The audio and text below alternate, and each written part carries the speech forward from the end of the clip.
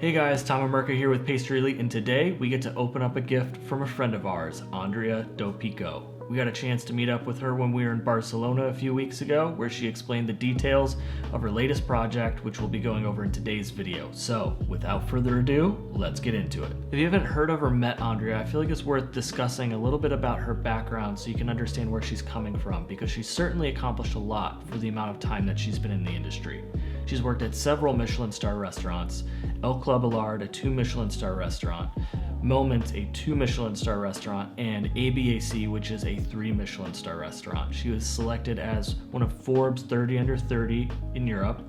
She was selected by Cosmopolitan magazine as one of the women to watch. She's a member of the Collectivo 21 Pastry Club.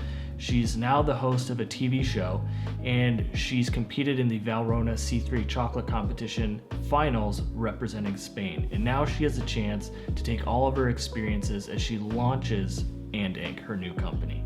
Initially, what piqued my interest about what Andrea's doing is her approach, because when many pastry chefs go into business for themselves, they're going to open up a brick and mortar storefront and offer a range of pastries, chocolates, cakes, desserts, basically whatever their niche is.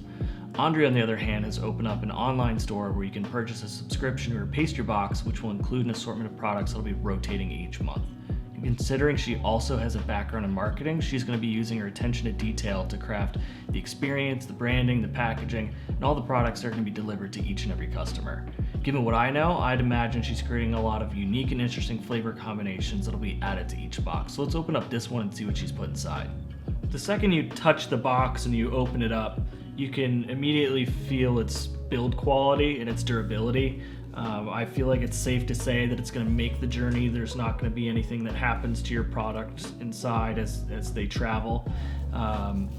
But one of the nice touches inside is the parchment paper that's there. It's got her branding on it. It's white on white, so it has a really nice presentation as you open it up. But the icing on the cake for me is the magnetic lid. So if you're someone like myself who collects packaging, you'll probably end up holding onto this box. All right, so now the part you've been waiting for. What do things actually taste like? So we're gonna open up the cookies first. And these are Earl Grey and lime.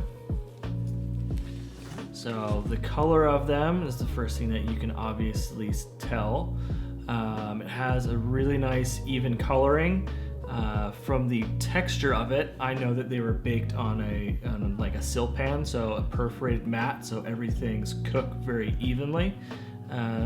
Besides that, you can see the Earl Grey, dispersed throughout the cookie.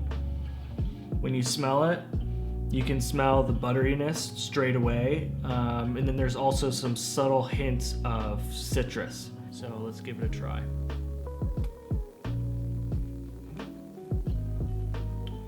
So it has like a nice crumbly texture. You can also, the Earl Grey tea has a little bit of a bite to it inside of the cookie, which is nice. So there's a little bit of a contrast there.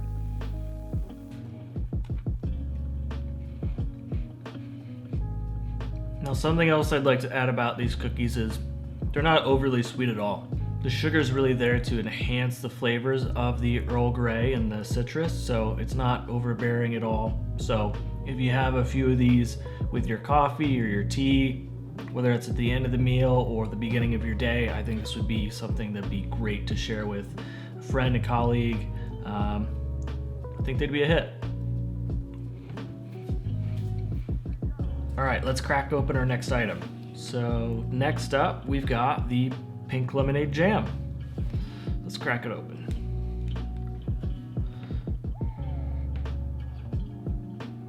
I'd say the smell is much more floral. You don't really get a lot of lemon, but I'm sure you'll be able to taste it since it is pink lemonade. The set is somewhat loose, so hopefully that means that there isn't too much sugar. So with a lot of jams, they can be too sweet. So let's give this one a taste.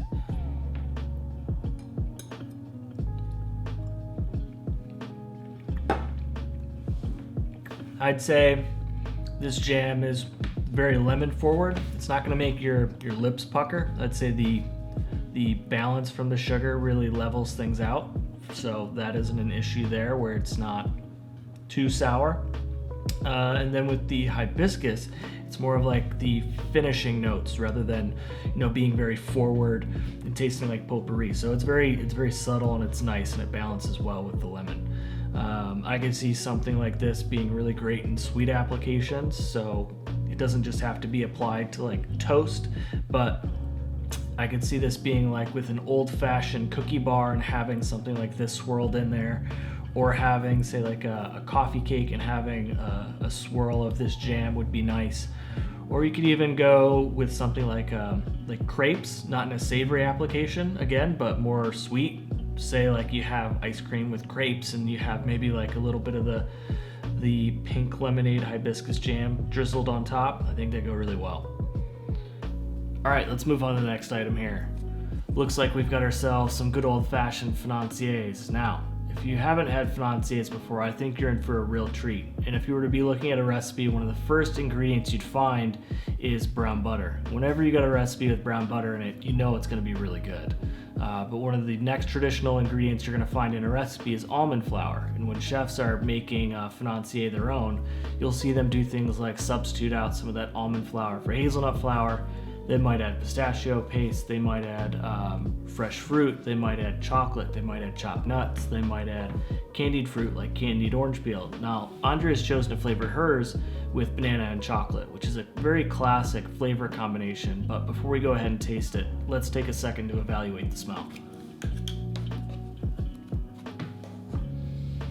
Now, right away, I would say it's banana forward, and judging by the color, the bananas were definitely used in peak ripeness, which is going to make that flavor more pronounced and robust. Something else I can tell by looking at it is that she chose to use cocoa nibs instead of chocolate, like couverture or chocolate chips, which is going to provide a slightly different flavor than you might be used to, but still a great product on its own, very delicious, but why don't we just give it a try?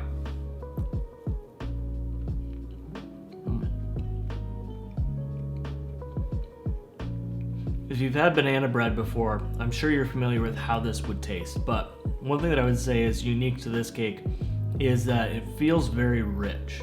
And I think a lot of that has to do with the browning of the butter. It's giving it more of a caramely flavor. The cocoa nibs that are used, it provides a really nice crunch, which is a nice contrast to the moistness of the cake.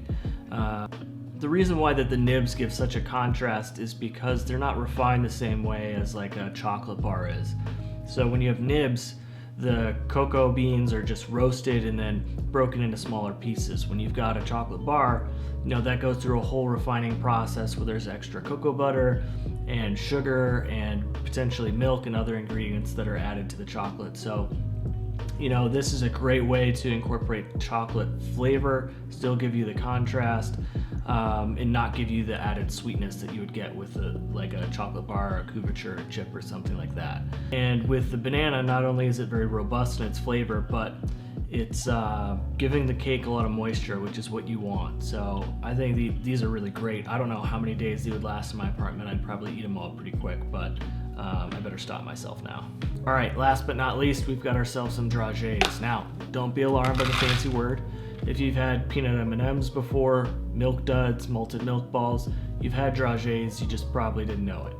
A dragée is basically some sort of confectionery item that's been coated in either chocolate or in sugar. And that could be anything from like nougat to caramel to dried fruit, candied fruit, basically whatever you want to get creative with. As long as it's coated in chocolate or in sugar, it's pretty much fair game.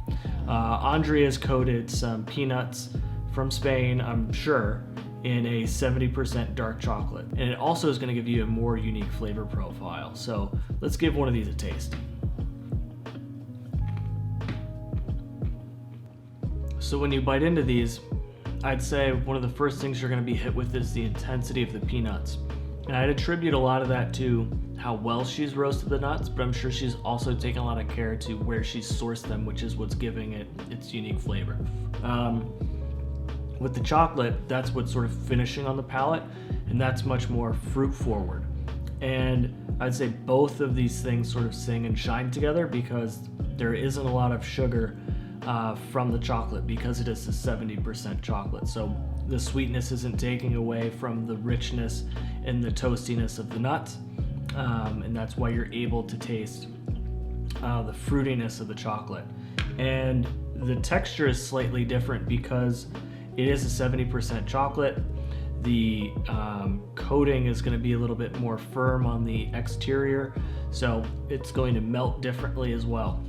For those of you who stuck around up until this point and would like to try some of Andrea's products, I do want to do something special for you. So what I'm going to do is select one person who's subscribed to the PastryElite.com newsletter and is subscribed to the Pastry Elite YouTube channel and purchase them one of Andrea's boxes. So again, if you would like to try some of Andrea's products, go to PastryElite.com, sign up for the newsletter, subscribe to the Pastry Elite YouTube channel. If you'd like to see me make more videos like this, drop me a comment below and let me know whose products you think I should try next. Thanks again, guys. I'll see you in the next one.